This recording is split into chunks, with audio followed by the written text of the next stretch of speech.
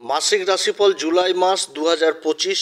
আজকে বলবো হচ্ছে মীন রাশিকে নিয়ে। এই জুলাই মাস কেমন কাটবে, মীন রাশির কোন দিক থেকে লাভবান, কোন দিক থেকে সাবধান এবং কোন বিশেষ উপাচার করবে, এই জুলাই মাসে কেমন শরীর স্বাস্থ্য থাকবে, কেমন শিক্ষার দিকটা থাকবে, প্রেম ভালোবাসা, দাম্পত্য জীবন, ভাগ্য, কর্ম, এ সমস্ত কিছু তুলে ধরবো। তো যাই হোক, অনুষ্ঠানটি শুরু করার আগে সমস্ত দর্শক বন্ধুদের নমস্কার জানাচ্ছি এবং তার সাথে বলবো যারা বহুদিন ধরে অনুষ্ঠান দেখছেন এখনও পর্যন্ত সাবস্ক্রাইব করেননি অবশ্যই সাবস্ক্রাইব করবেন। এই চ্যানেলের সঙ্গে থাকুন, জ্যোতিষীয় সম্পর্কিত অনেক তথ্য জানতে পারবেন। তবে আমি কোনো রকমভাবে কোনো দর্শক বন্ধুকে বিভ্রান্ত করার চেষ্টা করছি না। এটা গ্রহদের উপর একটি সাধারণ আলোচনা, চন্দ্ররাশি অনুসারেই করা হচ্ছে। এটা কারো কোনো রকম ব্যক্তিগত কুষ্টি ধরে আলোচনা নয়। মীন রাশির সাড়ে সাথী চলছে এবং মীন রাশির এই জুলাই মাসে গ্রহদের অবস্থান হচ্ছে এরূপ। রাশির উপর শনিদেব অবস্থান করছে জুলাই মাসের 13 তারিখে। শনি কিন্তু বক্রি হয়ে যাচ্ছে নিজের নক্ষত্র উত্তরা ভাদ্রপদে। রাশির যেটা তৃতীয় ঘর, এই ঘরে শুক্র অবস্থান করবে বিষ রাশিতে, নিজের রাশিতে অবস্থান করবে শুক্র। আর রাশির যেটা চতুর্থ ঘর, এই ঘরে দেবগুরু বৃহস্পতি রয়েছেন আদ্রা নক্ষত্রে এবং সাথে সূর্যদেব রয়েছে। সূর্যদেব 15 তারিখ পর্যন্ত থাকবে, 16 তারিখে আবার প্রবেশ করবে পঞ্চম ঘরে, যেটা হচ্ছে কর্কট রাশি। রাশি পরিবর্তন হবে। বুধ এই পঞ্চম ঘরে অবস্থান করছে মীন রাশির। বুধ হচ্ছে মীন রাশির ক্ষেত্রে সপ্তমপতি এবং হচ্ছে চতুর্থ ঘরের অধিপতি। এই দুটি ঘরের অধিপতি হয়ে পঞ্চম ঘরে অবস্থান। তো বুধের পরিবর্তনটা এবার অনেক দিনের, প্রায় 70 দিনের পরিবর্তন। তো যাই হোক, আর ষষ্ঠ ঘরে মঙ্গল আর কেতু অবস্থান করছে। মঙ্গল চলে এসেছে পূর্বা ফাল্গুনী নক্ষত্রে আর কেতু রয়েছে হচ্ছে উত্তরা ফাল্গুনী নক্ষত্রে, সূর্যের নক্ষত্রে কেতু অবস্থান করছে। কেতুর আবার এই মাসের 20 তারিখে নক্ষত্র পরিবর্তন রয়েছে। আর ওদিকে হচ্ছে দ্বাদশ ঘর, দ্বাদশ ঘরে রাহু অবস্থান করছে। রাহু অবস্থান করছে দেবগুরু বৃহস্পতির নক্ষত্র পূর্বা ভাদ্রপদে এবং দেবগুরু বৃহস্পতি অবস্থান করছে আদ্রা নক্ষত্রে এবং দেবগুরু বৃহস্পতি দৃষ্টি রাহুর উপর পড়ছে। অর্থাৎ রাহুর সাথে দেবগুরু বৃহস্পতির এই সময় একটা নবম পঞ্চম যোগ তৈরি হয়েছে। কিন্তু আবার মঙ্গলের সাথে রাহুর সমসপ্তম যোগ এবং মঙ্গলের সাথে শনির আবার কিন্তু ষড়াষ্টক যোগ তৈরি হয়ে গেছে। তো এরকম হচ্ছে নবগ্রহের অবস্থান এই মীন রাশির ক্ষেত্রে। তো মীন রাশির ক্ষেত্রে যদি শরীর স্বাস্থ্য নিয়ে সবার প্রথম বলি, রাশির উপর শনি অবস্থান করছে, 13 তারিখে আবার বকরি হয়ে যাবে। তো শনি হচ্ছে কি লাভের ঘরের অধিপতি এবং ব্যয়ের ঘরের অধিপতি রাশির উপর অবস্থান করছে, তা আবার বকরি হয়ে যাচ্ছে। তো রাশিকে বিশেষভাবে প্রভাবিত করবে এবং রাশির অধিপতি দেবগুরু বৃহস্পতি সূর্যের সাথে সুখের ঘরে অবস্থান করছে এবং যে নক্ষত্র অবস্থান করছে সেটা হচ্ছে আদ্রা নক্ষত্র। মাইগ্রেন, তারপরে অনিদ্রা, রক্তচাপ, এই সমস্ত যাদের রয়েছে তাদের কিন্তু এগুলো বৃদ্ধি পাওয়ার সম্ভাবনা থাকছে। অতএব এই রোগ থেকে সাবধান। এবং মঙ্গল আর কেতু ষষ্ঠ ঘরে অবস্থান করছে, রক্তের দিক থেকেও কিন্তু সাবধান। রক্তজনিত সমস্যা, হিমোগ্লোবিনজনিত সমস্যা বা অন্যান্য যে সমস্ত রক্তের অসুখ।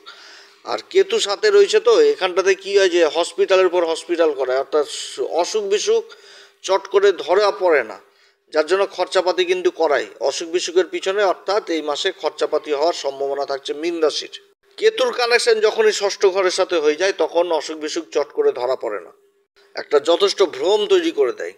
তবে মীন রাশি যদি পড়াশোনা শিক্ষার দিক থেকে আলোচনা করি, শিক্ষার জন্য এই জুলাই মাসটা যথেষ্ট ভালো মাস। বুধের অবস্থান খুব ভালো জায়গায় হয়েছে।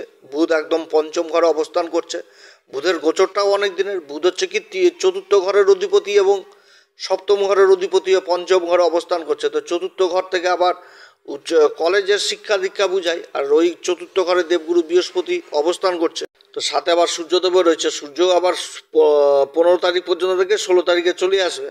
তো রাশির অধিপতি যে নক্ষত্র অবস্থান করছে আদ্রা নক্ষত্রে, অর্থাৎ শিক্ষার ব্যাপারে বিশেষ এই মাসে সফলতা রয়েছে।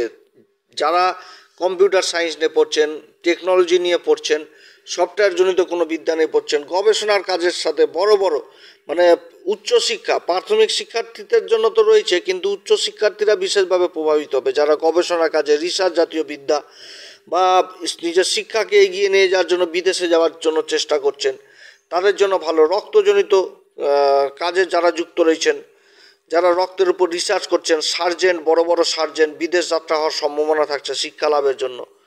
কিংবা এই সমস্ত কাজের সাথে যারা যুক্ত রয়েছেন, শিক্ষা লাভ করছেন, তাদের কিন্তু শিক্ষার জায়গাটা বিশেষ উন্নতির যোগ রয়েছে। যারা আবার স্কলারশিপের চেষ্টা করছেন, এই সমস্ত কাজ বা কোনো সরকারি কাজে চেষ্টা করছেন শিক্ষার দিক থেকে, যে কোনো একটা বড় এক্সামে বসবেন, তাদের জন্য যথেষ্ট ভালো অবস্থান।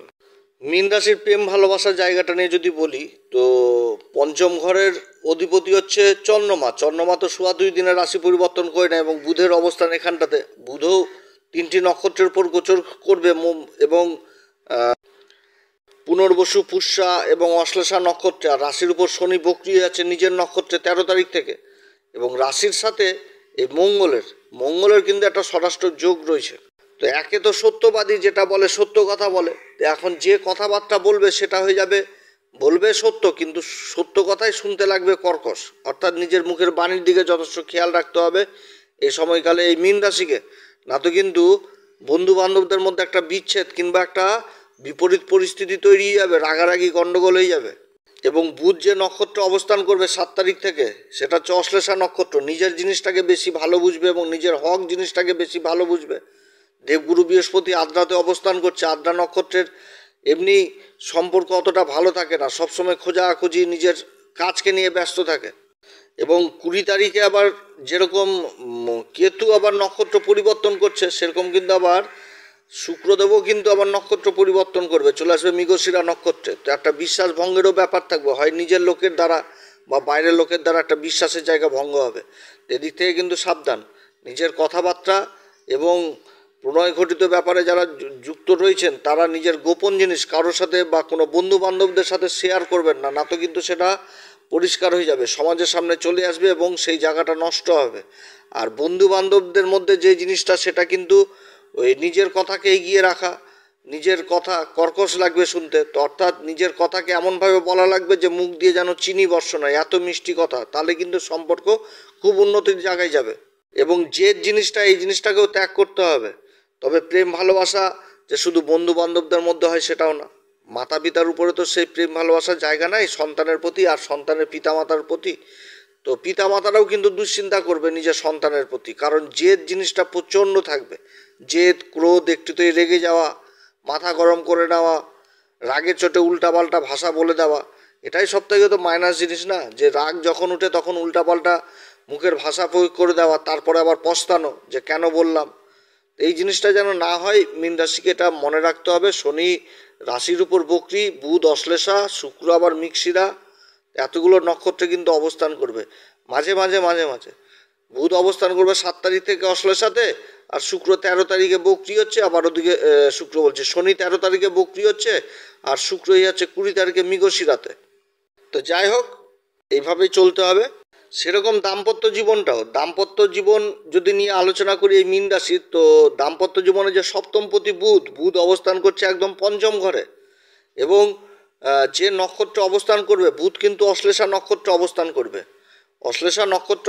করবে। আর দেবগুরু বৃহস্পতি ওদিকে আবার আদ্রাতে অবস্থান করছে। দুটা নক্ষত্রই কিন্তু দাম্পত্য জীবনের জন্য অতটা ভালো না, কিন্তু দেবগুরু বৃহস্পতি কেন্দ্রে অবস্থান করছে, আর বুধ অবস্থান করছে হচ্ছে পঞ্চমে। বুধের যেরকম অশ্লেষা নক্ষত্রে প্রেম ভালোবাসার জায়গাটা ভালো থাকে, কিন্তু বুঝতে হবে যে সে আমাকে খুব ভালোবাসে। দাম্পত্য জীবনের কথা বলছি আমি, ভালোবাসে আমাকে, সে ভালোবাসা জাহির করছে, অথচ তার পার্টনার ভালোবাসাটাকে বুঝতে পারছে না, তাহলে কিন্তু অশান্তি গণ্ডগোল লাগবে। যদি বুঝতে পারে যে হ্যাঁ, সে আমাকে খুবই ভালোবাসে, গভীর প্রেম করে, বুঝার জায়গাটা নিয়ে আসতে হবে, তাহলে কিন্তু দাম্পত্য জীবন যথেষ্ট ভালো হবে। অশ্লেষা নক্ষত্রের এটাই নিয়ম। অশ্লেষা নক্ষত্রের প্রেম ভালোবাসাকে মানুষের চট করে বুঝতে পারে না, কিন্তু যদি বুঝে নিতে পারে যে হ্যাঁ, সে সত্যিই আমাকে ভালোবাসে, অতএব তাকে সেই ভালোবাসার জায়গাটা মর্যাদা সম্পূর্ণভাবেই রাখা উচিত, তাহলে কিন্তু যথেষ্ট ভালো সম্পর্ক থাকবে। সেরকম কিন্তু আদ্রাতে থেকে দেবগুরু বৃহস্পতি সেই জায়গাটাকে, যে জায়গাটা নষ্ট জায়গা, সেই জায়গাটাকে আবার প্রলেপ দিবে। না তো আদ্রা নক্ষত্রে যদি অন্য গ্রহ বসে থাকতো, তাহলে কিন্তু এখানটাতে ঝামেলা পাকাতো। আদ্রা নক্ষত্র দাম্পত্য জীবনের জন্য অতটা ভালো না। অতএব এই সুখের জায়গা আর এই দাম্পত্য জায়গাটা সব থেকে আমাদের কোমল জায়গা আমাদের জীবনে। অতএব এই জায়গাটাকে যথেষ্ট মেনটেন করে চলতে হবে। পরস্পরের পাশে দাঁড়াতে হবে, পরস্পরকে বুঝতে হবে, তাহলে খুবই ভালো অবস্থান। না তো এই যে শনির 7.5 চলছে, তার মধ্যে আবার শনি বক্রি হচ্ছে, তারও তো দৃষ্টি থাকছে সপ্তম ঘরে, একটা নেগেটিভ প্রভাব তো থাকবে, মানসিক অশান্তি, দুশ্চিন্তা, এগুলো কিন্তু থাকবে। আবার রাহু কিন্তু যে দ্বাদশ ঘরে অবস্থান করছে, তো শনির বলে বৃদ্ধি করবে রাহু, দ্বাদশ ঘর অবস্থান, ঝামেলা এমন হবে যে দেখালো যে কোর্ট কেস পর্যন্ত দৌড়াতে হচ্ছে।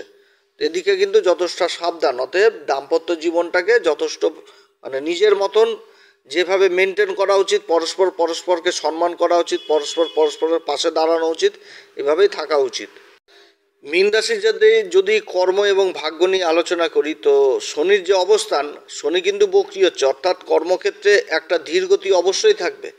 একই কাজ বারবার করে করা, কিংবা যে কাজগুলো ভুল হয়ে গেছে সেটা মাঝখানে ভুল হয়ে গেল আবার প্রথম থেকে করা, এই যে একটা ধৈর্যের ব্যাপার, এই জিনিসটা নিয়ে আসবে। এবং হওয়া কাজ কিন্তু আটকে যাওয়া, এগুলোও কিন্তু হবে এই মীন রাশির ক্ষেত্রে। কিন্তু অধৈর্য হলে চলবে না, ধৈর্য সহকারে চলতে হবে। কারণ মঙ্গল আর কেতুর যে জুতিটা তৈরি হয়েছে, এটা কিন্তু ষষ্ঠ ঘরেই তৈরি হয়েছে। মঙ্গল হচ্ছে কি, ভাগ্যের ঘরের অধিপতি মঙ্গল এবং ধনসম্পত্তির ঘরের অধিপতি মঙ্গল ষষ্ঠ ঘরে চলে এসছে। অর্থাৎ এই যোগটা, এটা কিন্তু ভালো না। কেতুর সাথে যে যোগ, ষষ্ঠ ঘরে একটুতেই রেগে যাওয়া, গণ্ডগোল, অশান্তি, ভিড়ে যাওয়া, মুখের ভাষা খারাপ করা, এগুলো কিন্তু না করতে চাইলেও অটোমেটিক চলে আসবে। তবে লাভের রাস্তা থাকবে, নিজের লাভটাকেও বুঝতে পারবে, যেটা আমার এই জায়গাটায় লাভ রয়েছে, এই জায়গাটা নিয়ে। যার জন্য কষ্টটা একটু পুরুষার্থ পরাক্রম বেশি হবে জীবনে, এটা ঠিক। কারণ শনি কিন্তু অনুশাসন, শনি হচ্ছে ধৈর্যের কারক। শনি থেকে দীর্ঘকালীন কাজগুলোকে বোঝাচ্ছে। তো এই সমস্ত কাজেও যথেষ্ট উন্নতির যোগ রয়েছে, কিন্তু ধৈর্য ধরেই করতে হবে। এবং যে নক্ষত্রে শনি বক্রি হচ্ছে, এই নক্ষত্রে কিন্তু আরও হিসাবটাকে ভালো মতন করে করতে হবে। যে লাভের যেরকম হিসাব হবে, সেরকম ব্যয়ের হিসাব হবে। এবং যেখানটাতে কাগজপত্রের ব্যাপার রয়েছে, সেই জায়গাটাও কিন্তু মেনটেন করতে হবে। এবং যোগাযোগের ব্যাপারটা 20 তারিখ পর্যন্ত ব্যাপক থাকছে। খুবই সুন্দর যোগাযোগের জায়গাটা উঠে আসছে। যোগাযোগ হবে বিভিন্ন জায়গাতে, কিন্তু আবার যোগাযোগের মধ্যে ধোঁকাধারি হওয়ার সম্ভাবনা থাকছে 20 তারিখের পর থেকে, যখন শুক্র মৃগশির রাতে অবস্থান করবে। অর্থাৎ এই সময়কালে কারো হাতে কাগজ পাঠিয়ে দিলাম, বা কাগজে কোনো লেখাপড়ি করলাম না, যে কাজটা হবে, তাহলে কিন্তু আবার পাল্টি খেয়ে যেতে পারে। এদিকেও কিন্তু খেয়াল রাখতে হবে। শুক্র কিন্তু তৃতীয় ঘরেই নিজের ঘরে অবস্থান করছে। তো কর্মক্ষেত্রে প্রতিভা জিনিসটাও উঠে আসছে, কিন্তু শুক্র যে ঘরে অবস্থান করছে সেটা কিন্তু কাগজপত্রের ঘর। অর্থাৎ মিক্সিরাতে যখন প্রবেশ করবে, তখন কাগজপত্র অবশ্যই মেনটেন করতে হবে। আর বুধ পঞ্চম ঘরে অবস্থান করে, তার লাভের দৃষ্টি থাকছে একদম একাদশ ঘরে। তো বুধ এই মাসে বক্রি হবে 18 জুলাই। ব্যবসা বাণিজ্যের দিক থেকে একাধিক লাভের রাস্তা দেখাচ্ছে, কিন্তু পুরুষার্থ পরাক্রম এগুলো কিন্তু যথেষ্ট বৃদ্ধি পাবে। বিনা পরিশ্রম করে কোনো লাভের রাস্তা আসবে না। লাভ দেখা যাবে, কিন্তু পুরুষার্থ পরাক্রম অবশ্যই করতে হবে, ধৈর্য হারালে চলবে না। তো যাই হোক, মীন রাশির ক্ষেত্রে এরকমই একটা গ্রহের যে অবস্থান, তাতে এরকমই একটা বিচার আসছে। তো সবার ক্ষেত্রে যে সমান হবে সেটাও না। অনেক দাদা ভাই বন্ধুদের জন্মছকে হয়তো গ্রহের অবস্থান ভালো রয়েছে, তারাও ভালো ফল পাবে। তো এই সময়কালে মীন রাশি কোন উপাচার করবে? প্রত্যেকদিন হনুমান চল্লিশা, বজ্রংবাণ, শ্রীরাম সীতার প্রণাম মন্ত্র সহকারে পাঠ করবে, সূর্যদেবকে অর্ঘ্য দিবে। যারা গুরুর দীক্ষা নেননি, অবশ্যই গুরুর দীক্ষা নেবেন। ভগবতী মার পূজা করবেন, লাল পুষ্প অর্পণ করবেন শুক্রবার করে। শনি বক্রি হচ্ছে, সেবা জিনিসটা শনি থেকে বুঝায়। অর্থাৎ সেবা জিনিসটা করবেন ধর্মের দিকে, ধর্মপথে। ধর্মের যে পূজা জায়গাগুলো রয়েছে, যে সমস্ত মন্দিরগুলো ভগ্ন অবস্থায় রয়েছে, অপরিষ্কার রয়েছে, সেগুলোকে পরিষ্কার করার দায়িত্ব নেবেন। এরকম ধর্মের সেবা দিলেও যথেষ্ট ভালো ফল পাওয়া যাবে। অনেক কথা আলোচনা করলাম। যদি এই পরামর্শ সত্যি ভালো লাগে, তাহলে অবশ্যই নিজের ভেবে সাবস্ক্রাইব করবেন। আগামী দিনে বহু ভিডিও মীন রাশি সম্পর্কিত আমাদের চ্যানেলে পাবেন, অবশ্যই সাবস্ক্রাইব করবেন। যারা জ্যোতিষী সংক্রান্ত বিষয়কে ভালোবাসেন, গুরুত্ব দেন, ইন্টারেস্টেড, আশা করছি তারা বিশেষভাবে উপকৃত হবেন। আপনারা সবাই ভালো থাকেন। এরপরে আবার আসবে একটি নতুন পর্ব নিয়ে। নমস্কার, ধন্যবাদ।